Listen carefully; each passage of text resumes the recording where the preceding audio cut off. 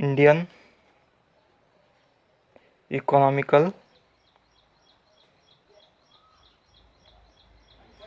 सर्वे volume second.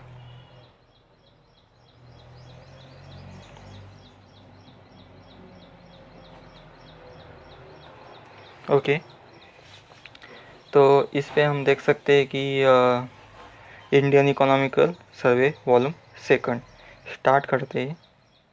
First GDP. तो मैं GDP पे अलग लेक्चर, एक पूरा लेक्चर बनाऊंगा कि क्या है, कैसे होती है और क्या है। हम फिलहाल देखते हैं कि इंडियन इकोनॉमिकल सर्वे में जीडीपी का ट्रेंड कैसा है अभी तक का। तो जीडीपी का ट्रेंड आपको देखने के लिए यहाँ पे एक ग्राफ देखिए। तो 2050 में इंडिया का जो जीडीपी था वो 8% था। 2060-70 में 8.20 था। 270 और 80 में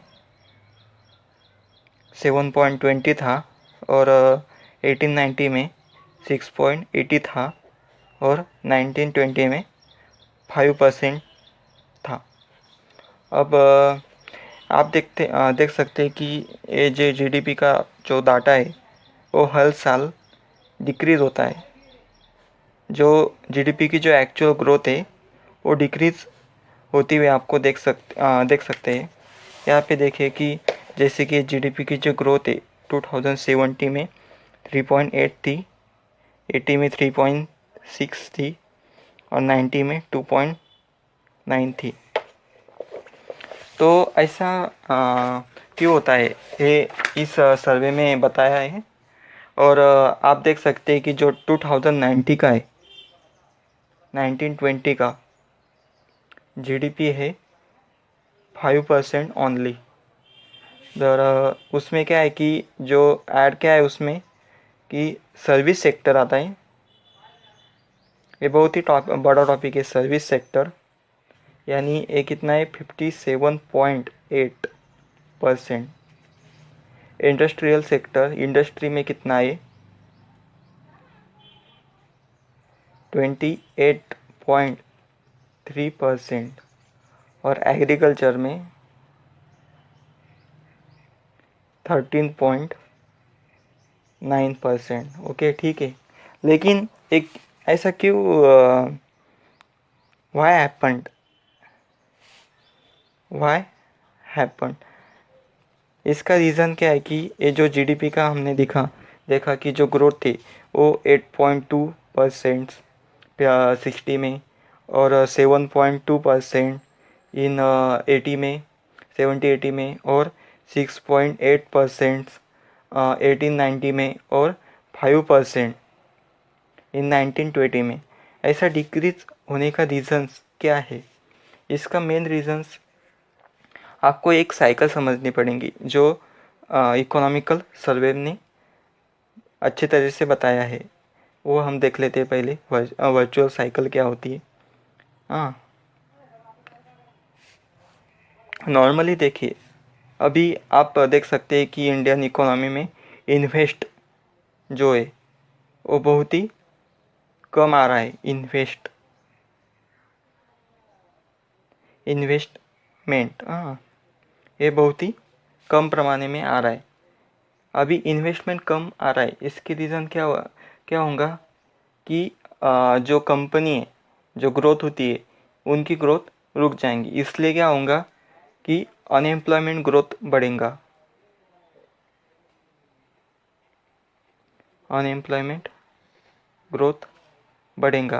अब अनएम्प्लॉयमेंट ग्रोथ बढ़ा तो इनडायरेक्टली क्या होगा कि लोगों का कंजम्पशन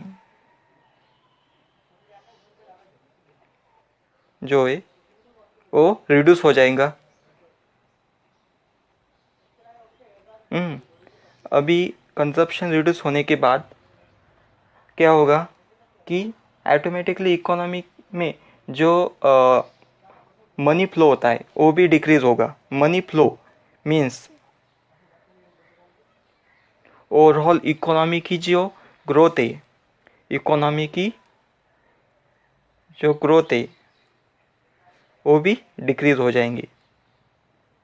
तो आप देख सकते हैं कि एक ऐसे इंटरलिंक एक पूरा टॉपिक है कि इन्वेस्टमेंट कम हुआ तो अनएम्प्लॉयमेंट बढ़ेंगी, अनएम्प्लॉयमेंट बढ़ी कंजप्शन रिड्यूस होगा, कंजप्शन रिड्यूस हुआ तो इकोनॉमी की ग्रोथ डिक्रीज होगी, यानी जीडीपी एक्चुअल रिड्यूस होगी।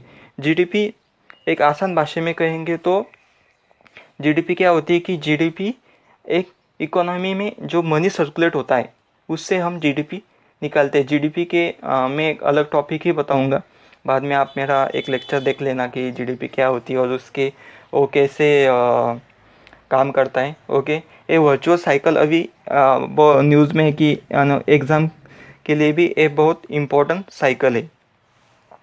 अब ऐसा क्यों हुआ है कि आप देख सकते हैं कि जो कंजप्शन रिड्यूस हो रहा है, जो इन्वेस्टमेंट है वो बहुत ही रिड्यूस हो रहा है। उसके दो मेन रीज़न है।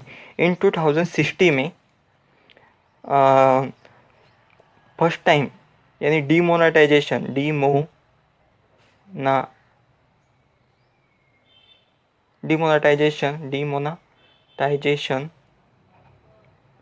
यानी नोटबंदी,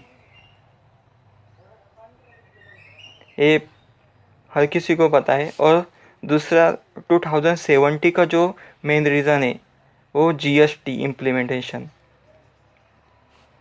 तो अभी ये दो फैक्टर कैसे इंडियन इकोनॉमी पे इम्पैक्ट गिरेंगे मैं बताने वाला हूँ।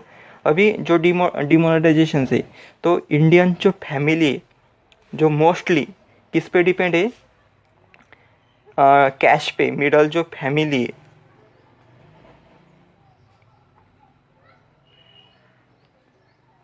फैमिली है वो मोस्टली कैश पे डिपेंड है।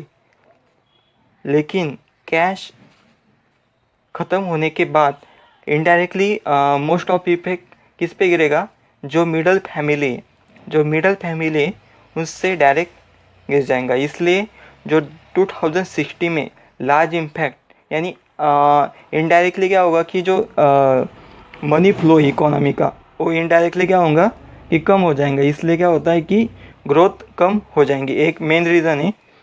दूसरा रीज़न जीएसटी। अभी जीएसटी कैसा है आपको कहना है कि जो गवर्नमेंट है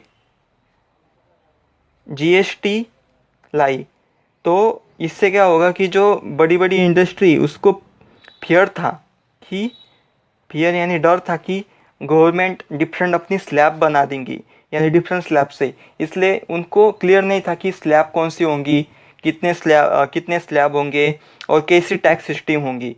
तो इसकी रीज़न से उनको मैन्युफैक्चरिंग जो सेक्टर है उन्होंने अपना मैन्युफैक्चरिंग डर की वजह से बहुत ही कम कर दिया। इसलिए जो लोगों का कंजप्शन है वो इनडायरेक्टली कम हो गया। अब कंजप्शन कम होने के रीज़न से ऑटोमेटिकली इकोनॉमी में क्या हुआ कि पैसा फ्लो नहीं हुआ। तो इकोनॉमी ऑटोमेटिकली पैसा फ्लो न होने से आप देख सकते हैं कि जीडीपी फिर से कम हो चुकी है। तो ये मेन रीज़न मैं कह सकता हूँ कि ये दो मेन फैक्टर्स जीडीपी का जो ग्रोथ है वो 8.2 से 7.2 और 6.8 और 5% तक लाने का मेन रीज़न है। ये बड़ा रीज़न मैं मान सकता हूँ। अभी स्लैब कम हो गए ये, और अभी आप देख सकते हैं कि गवर्नमेंट हर साल नए स्लैब लाता है। इसलिए क्या होता है कि इंडस्ट्री को भी डर लगता है कि हम मैन्युफैक्चर करें तो कितना करें और नहीं करें तो कितना, क्योंकि लोगों को प्राइस ज़्यादा बढ़ने से जो मैंने पहले बताया कि मिडल मैन है तो वो बहुत सेंसिटिव होती है प्राइस के कारण। इसलिए कि प्राइस थोड़ी भी ऊँची यानी कम ज़्यादा होती है तो इनडायरेक्टली लोगों पे बहुत ज़्यादा उसका असर गिरता है, ये आप देख सकते हैं। और एक मेन रीज़न यहाँ पे ये भी बताया गया है कि जो इन्वेस्टमेंट है तो वो भी एक्चुअली कम हो चुका है। आप देख सकते हैं इन्वेस्टमेंट अलग अलग फैक्टर्स में, जैसे कि कैसा चेंज हुआ है कि 2011-12 में आप देख सकते हैं और 2016 17-18 में, तो ये 16% था। तो हाउस होल्ड का डायरेक्टली 10.5% हो गया है। प्राइवेट कॉर्पोरेट सेक्टर का 11% था, तो वो कांस्टेंट है। पब्लिक सेक्टर का कांस्टेंट है। तो टोटल इन्वेस्टमेंट है तो वो 30% हो गया है। और इसका एक मेन रीज़न आप 2012 में भी देख सकते हैं कि इंटरनेशनल 2012 का एक बड़ा रीज़न हम कह सकते हैं, क्योंकि उस टाइम जो क्रूड ऑयल के प्राइस है,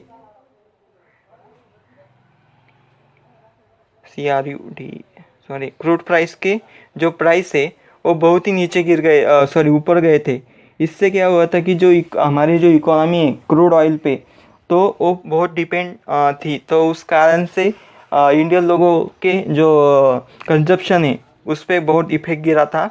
और उस टाइम हमारा फिस्कल डेफिसिट यानी फिस्कल डेफिसिट वो बहुत ही नीचे वो बहुत ही ऊपर चला गया था। इसके कारण इंडिया की इकोनॉमी पे बहुत ही बड़ा इफेक्ट गिरा है। इसलिए ही इन्वेस्टमेंट पे बहुत इफेक्ट हम लगा सकते हैं।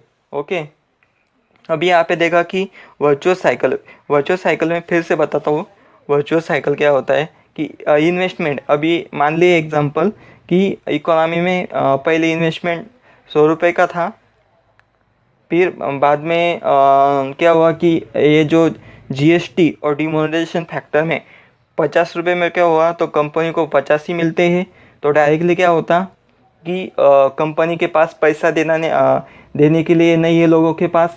इसके रीज़न क्या होता है कि लोग कंपनी के जो लोगों को यानी जो एम्प्लॉई है उसको निकाल देते हैं। फिर वो बन जाता है अनएम्प्लॉयमेंट पर्सन। फिर वो खर्चा कम करता है, अपना कंजप्शन कम करता है। और ऑटोमेटिकली कंजप्शन कम हुआ तो इकोनॉमी की जो ग्रोथ है, जो इकोनॉमी का जो मनी फ्लो होता है तो कम हो जाएगा। तो उससे इकोनॉमी की ग्रोथ इनडायरेक्टली कम हो जाएगी। ओके, ये आपने देख लिया होगा अभी। ओके, अब आगे चलते हैं।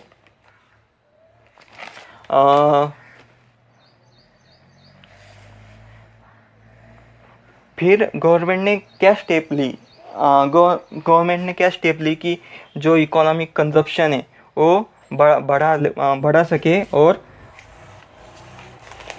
अभी आगे का जो है इम्पोर्टेंट टॉपिक है कि इकोनॉमी का जो कंजप्शन है